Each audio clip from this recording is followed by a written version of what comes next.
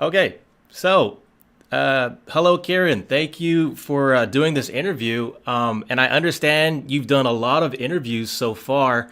I've watched actually most most all the interviews you've done, and I understand there's a lot of time and effort putting into talking to everyone. But I really appreciate you talking to the community like this. This really helps out a lot of people that have questions and just want to get involved with the game. But in this interview, I just wanted to do some clarification on previous questions related to some of the things that was asked, but perhaps we could expand upon them. Because, I don't want to go and just redo all the questions we've done already. I'm pretty sure people know everything so far. So in this AMA, I'm going to try to moderate a little bit so we don't elaborate too much on stuff that we've already covered. Just, move along really quickly Easy. to all these questions. And the first question is, like Halo, if you've ever played the game Halo or Call of Duty, some of the features in Halo and Call of Duty, like for example, Halo had a campaign mode, but I guess after time went on, people understood that the multiplayer is probably like the best thing about the game. So you'll see people doing more multiplayer than the campaign. Call of Duty's has zombies, but I would say the PvP is probably the best feature about that game as well. So my question is, with Illuvium, I understand they have a story mode and they have maybe capturing the Illuvials going out there in the open world. But what do you feel is going to be the main focus of the game? Is it going to be capturing? Is it going to be training stuff up, farming, or is it going to be actually the battles? I think it will be the battles, which is going to make Aaron very, very happy. But I'm more the collector type. I like the Pokemon style of the open world. It's really beautiful. There's an abundance of different characters to collect. But if I'm being real, I think where the esports is going to lie, where the real competition, the strategy, it all lies in the auto battler. And so that's my hunch is that's where it's going to stick. Yeah, so I was actually listening to some other YouTubers talk about the battling, and they were mentioning that when you get into battle, you're going to be fighting for ETH. And I thought about that. Well, wait a minute, this actually sounds pretty scary. I could lose a lot. So the battling seems pretty scary. Could you expand upon how much are we going to be betting on, or how much are we going to put out there? Could I go broke actually fighting people, or how is this going to work?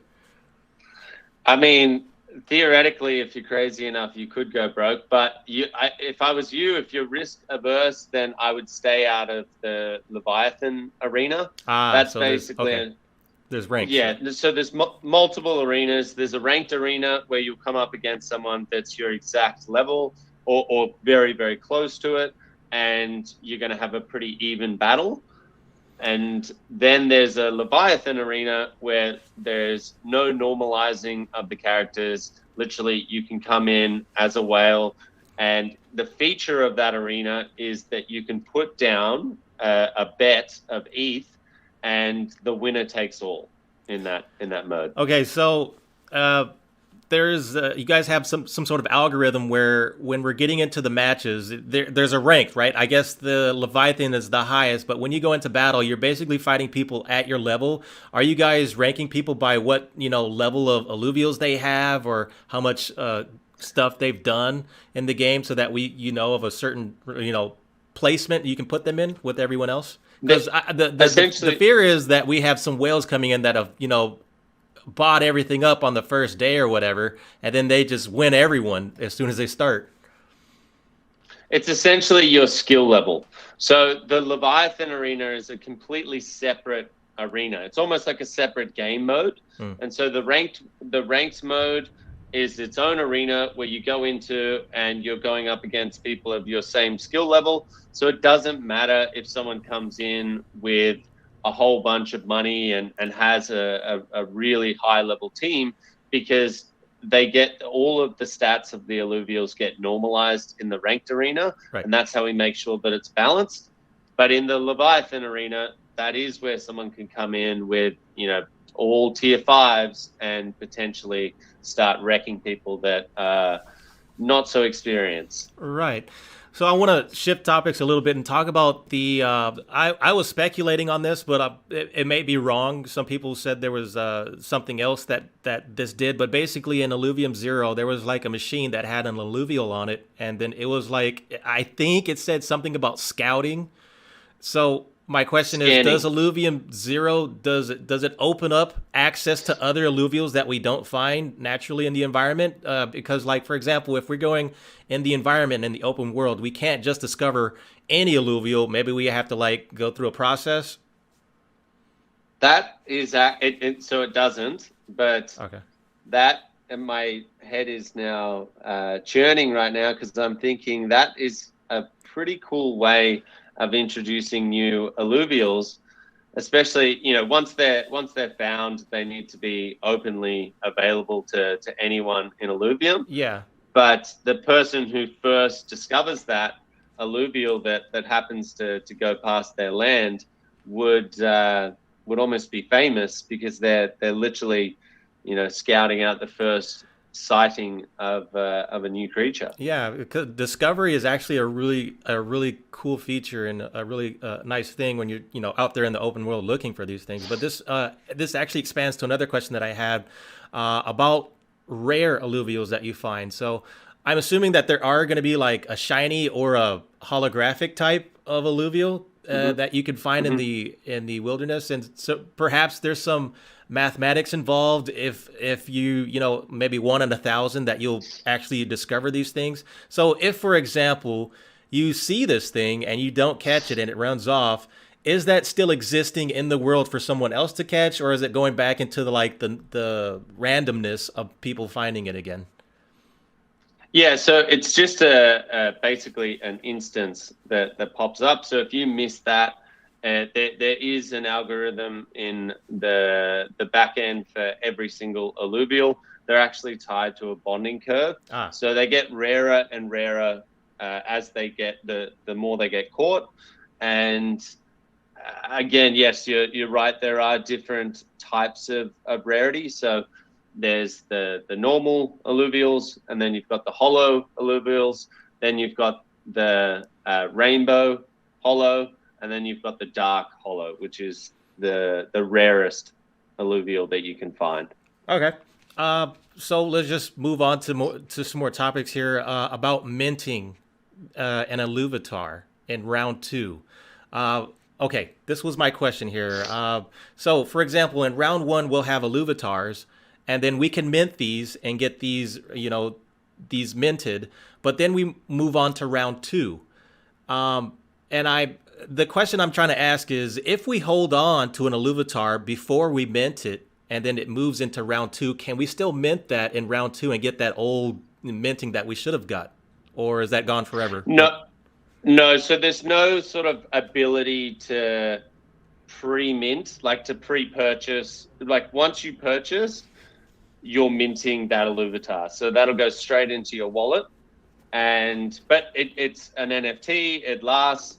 It's not. You're never going to lose it unless, of course, you sell it. But the way that it sort of ties into set 2 is we want them to be limited. And so you can either do that by saying there's a limited quantity. And the reason we don't want to do that is we don't know how many people are going to want these. Right. And it's not really meant to be a revenue generating exercise. It's meant to be everyone in Illuvium is able to access an avatar that they would like to use within game. No problem. Okay, so I'm just going to try and move on to these questions because I know we're time sensitive here. So I'll just try and get as many out as I can. Oh, good. The land sale. So this was a little confusing for me, and someone touched up on this question, but I want to try and maybe reiterate it and expand on it a little bit.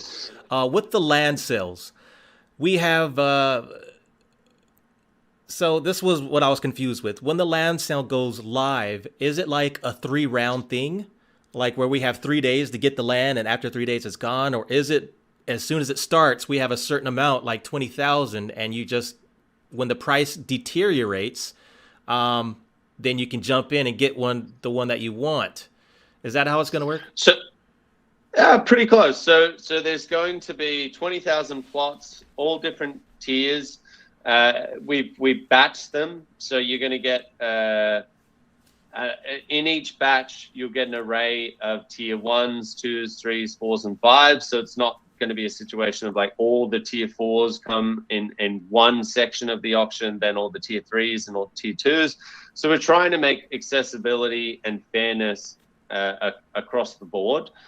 And the way that it works in terms of like the pricing is it's a Dutch auction. And so we start them off much higher than what we believe they will go for. And the idea is then you find fair market value once people start but once someone believes that the tier or the plot or whatever has reached a price that they're comfortable with, that's when they can strike and they can purchase it. And then someone else coming in can look and go, okay, what was the last tier 4 purchase for? And you find this balance of a fair price discovery by using this mechanism. I see. So, okay, so we'll be able to see when they purchase, and this helps us understand. Yeah. So will they have like a number, like, okay, I'm really gunning for tier 3s, tier 4s. And when this starts, will I be able to know, like, okay, we only have 200 tier 3s left, so I got to get it today or it's gone. Will it be something like that? Well, the idea is in the last batch that will have a combination of, so the last hour of the sale will still have a tier 1, 2, 3, and very, very most likely a 4 as well.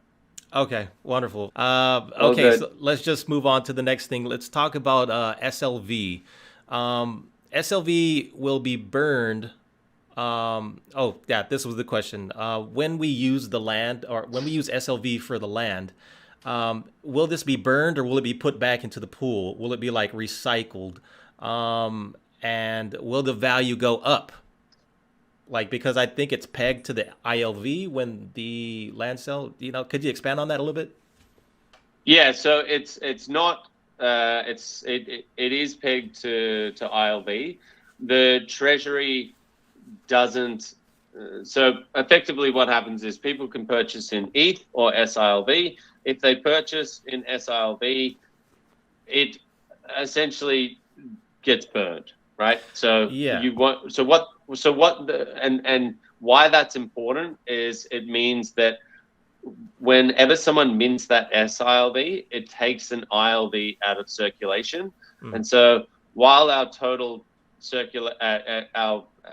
total tokens are at 10 million, they potentially could go down to 7 million depending on how many SILV over the next 3 years gets minted. Okay, and so like this is what I was thinking. Like, if I hold on to one SILV for like 20 years and it's all burned, is that like something that's supposed to happen and then the value goes to like 100,000 or something? Is that even? Well, theoretically, maybe. Is all the SLV going to be burned and then I could just hold on to one? Theoretically, yes. I mean, but then is there going to be 1,000 of you? Is there going to be 100 of you that hold on to one SILV? I don't know. Okay, so moving along, you were mentioned in, you can decline to answer this, but you were mentioned in a game called Sin City. So is this just collaboration that you're doing with other companies for them to create NFTs for Illuvium, or are you guys actually working on something that's coming out in the future? Is Illuvium expanding, because you were talking about the Illuvium universe, but not the metaverse? So I'm just curious, like, what are the future plans for Illuvium? Yeah, so a lot of projects use the term metaverse. The reason I don't for Illuvium is that I believe there's only one metaverse, very similar to how Facebook has joined the metaverse. They're not creating their own metaverse.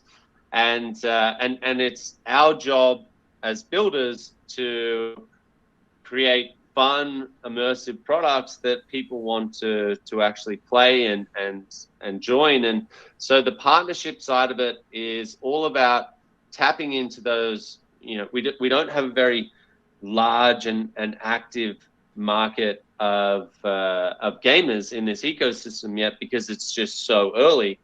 And so what we want to do is we want to position ourselves with the bigger guys in the space and partner and collaborate with each other's communities, create, NFTs that we can potentially do giveaways with. Further down the line, interoperable opportunities might arise. We just want to align ourselves with brands like that. I wanted to ask, I have maybe 5 more questions there. I'm gonna go really fast with this. No worries. Okay, this was a question about the future. I noticed you said this, I think, in another interview, but I'll ask it again, or I'll ask this because I thought I heard this. Does Illuvium have any plans to go on to console? Because there was talks about, not every person in these other countries has a laptop or a PC, but they do have mobile. But what about, console gamers? Because to be honest, I'm actually not a PC gamer. I'm a mobile gamer, but I can play console. So what I'm going to have to do is connect a controller to my PC and work that way. How many buttons are we going to use on the keyboard? So maybe I can integrate that into 10 buttons.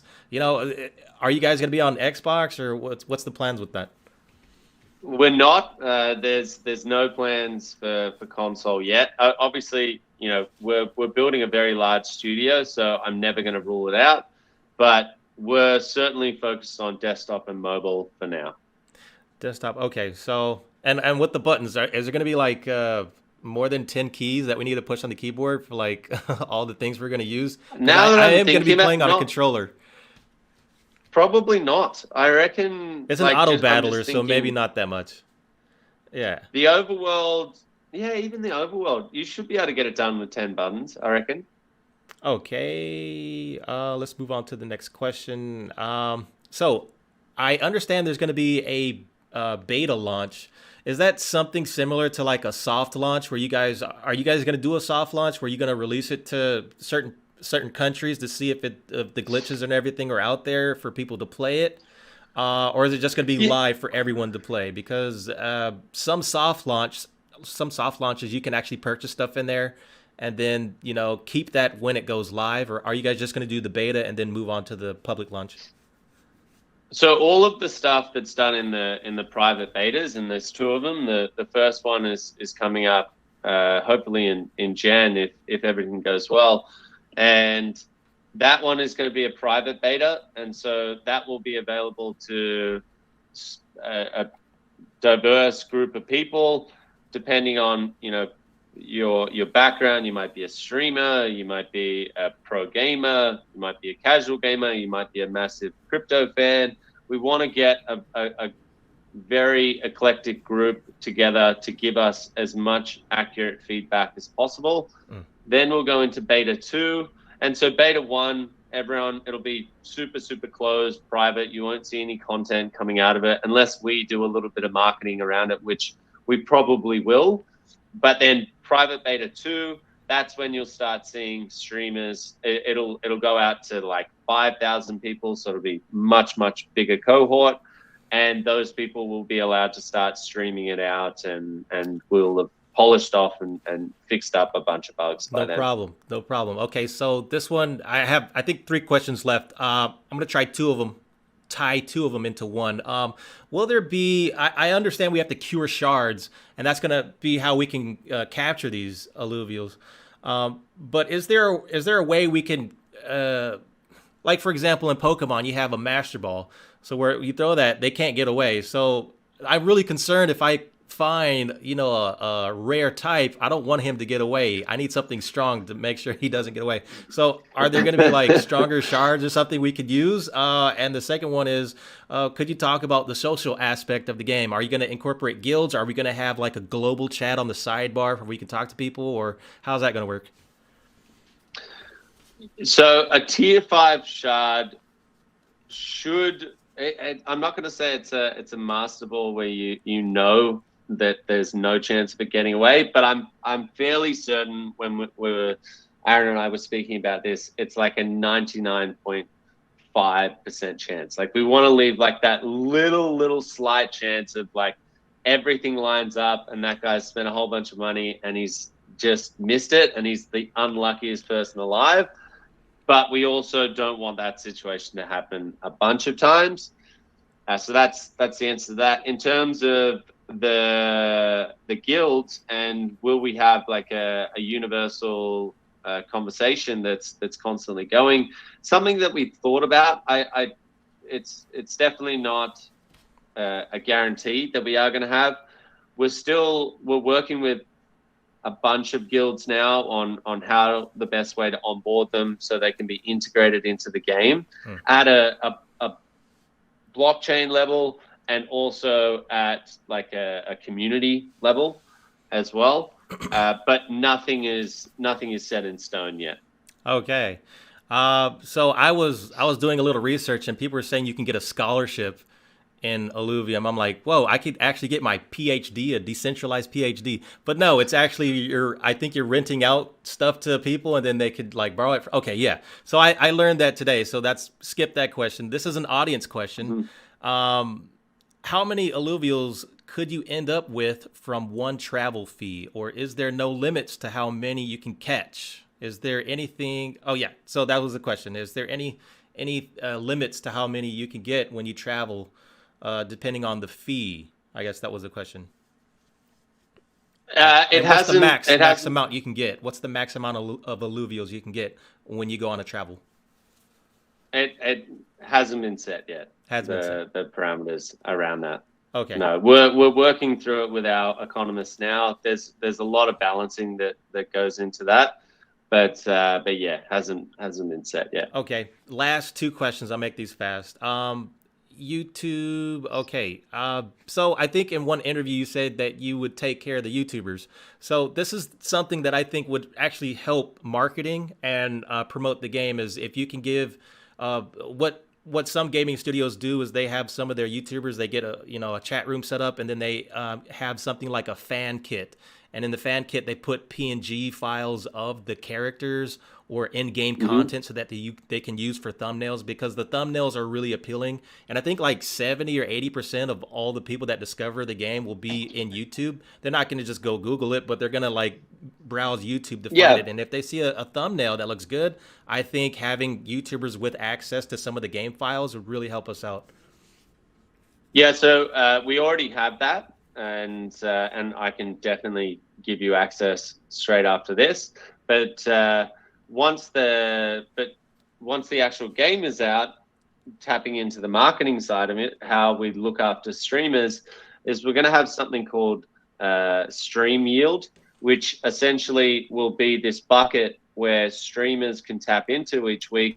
And the more views that you get from videos that you do of our content, you will actually be able to dip into that yield, and that yield will be made up of ILV tokens. And so the more you stream, the better you stream, the bigger your audience, the more you earn. Very, very simple mechanics. Pretty simplistic. So this was the last question. This was actually more of a personal question for me, because I've actually, I told you about the whole thing with my issue with being hacked. And I actually just got, today, I just got a Ledger S Nano. And so this is the thing that I know this is inevitable. I think this will happen in Illuvium, where you're going to have people that have been playing the game for a year or more, and then they get hacked and their account is compromised. So I was thinking, like, is this even possible? Like, is it possible to have like a third party or something where we could opt in to a KYC, so that if we get hacked, for example, you could look, okay, he registered himself over there. That's what he looks like. If you can verify that, then we'll give you the account back from this hacker that got it. Is there anything that you could protect players from if they get their accounts hacked?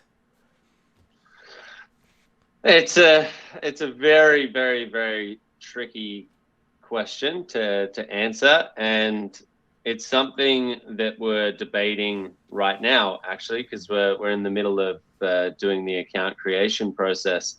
And I'm on the side of more Web3. If you do get hacked, unfortunately, if your wallet gets compromised, that's it. the downfall of that's what I'm scared of. All of that money, and I get that, but the benefits of having that trustless and permissionless system, I understand, is amazing. But then the downside is, you're going to get a whole bunch of sad players and so I think we're going to come up with something that is a bit of a hybrid. And so there will be the ability to play our game by simply just connecting up your wallet. But at the same time, there will be an avenue for you to go down to register your account and put in all the details that you want. Yes. What we do with that, like the actual customer service route of how we actually tackle that, hasn't been finalized yet, but it's hotly you're still in debate, and I completely understand, because I understand the whole issue with being decentralized and not leaving any marks for people to to screw with, but that's just my concern, and I know this is going to happen when the game launches. You're going to have people that are getting hacked and compromised. But I'm just, it just gives me a little peace of mind that, hey, I played this game for 3 years and I got hacked, but there's some sort of rescue for me. But that's up for debate if you guys want to do that. And, I want to say thank you so much for your time, Kieran. It's been amazing for you to come on to my channel here and give us more insight into the game. I'm really excited for the game when it's launched, and hopefully we can do this more in the future. Thank you. 100%. No worries. Thanks, Joseph. Thank you very much.